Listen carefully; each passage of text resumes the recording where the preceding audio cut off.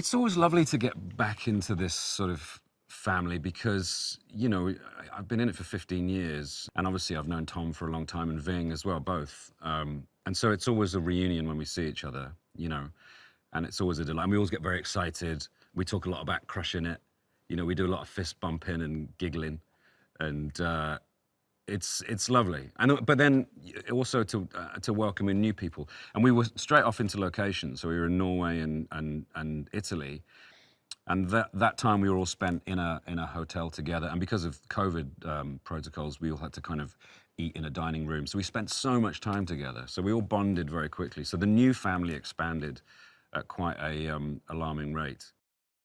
If the audience see Tom actually doing something, it's so much more effective than, you know, using VFX. I think you can make anyone do anything these days. You see people, you see these big super creatures having fights with each other and punching each other all over the sky, and you're just like, nah.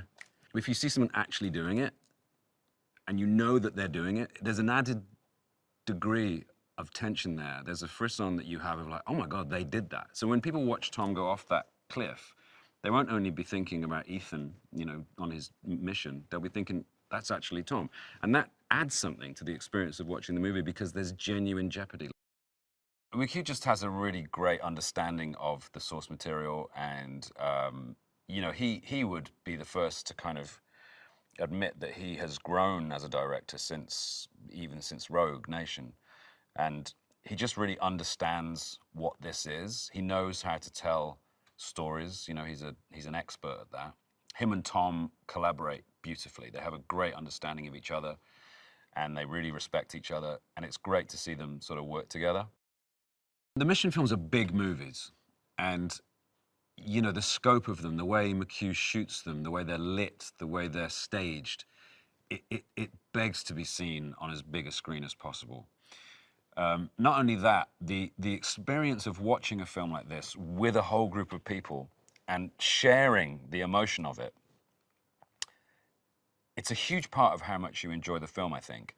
You can watch a film on your own and love it, but there is something that you get from watching a film with a whole group of people, and all of you gasp at the same time, and all of you laugh at the same time, and you jump at the same time, and you look over at people you don't know, and you're all experiencing this crazy thing. The relief, the terror.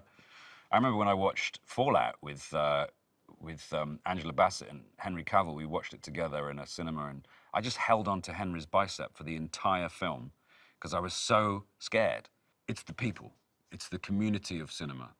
That is what is important. And this experience, Mission Impossible, when it's so tense and so exciting and so enjoyable and you're so invested in the characters because you know them so well, it's a really lovely shared experience to have.